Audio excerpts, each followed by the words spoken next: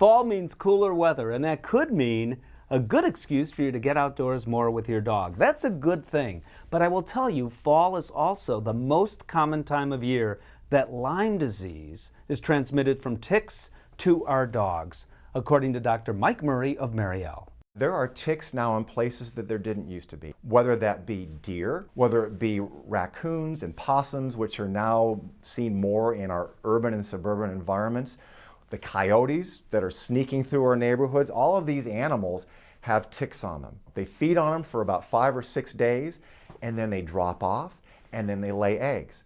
And guess what? Those eggs hatch into new ticks.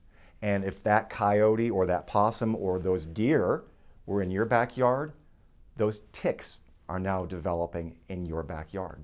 So don't think, well, my neighbors aren't talking about ticks, or I've never seen any ticks. I'm sure they don't occur where I am at. Maybe you're right. Probably you are not. Tick disease and ticks are spreading all over in places previously, even a few years ago, they did not exist. And it's not only Lyme disease. More ticks in more places does mean more tick-borne diseases in more places.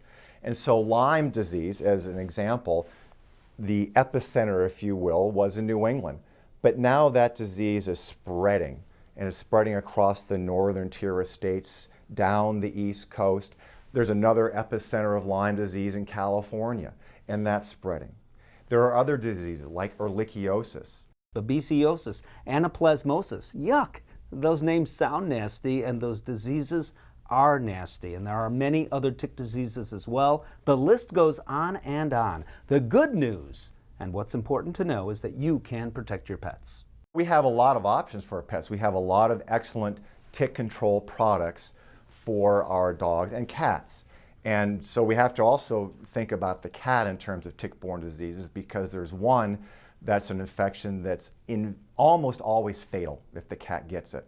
So it is very important to protect the cat as well. And don't forget about your cats. They are actually prone to some tick diseases, some we know about, like cytozoonosis, which can be deadly, and some we don't even know what they're getting, but we know they're getting something. So visit your veterinarian, talk about the best protection for your pets, as well as a simple test to see if your dog has been exposed to tick-borne disease. I'm Steve Dale.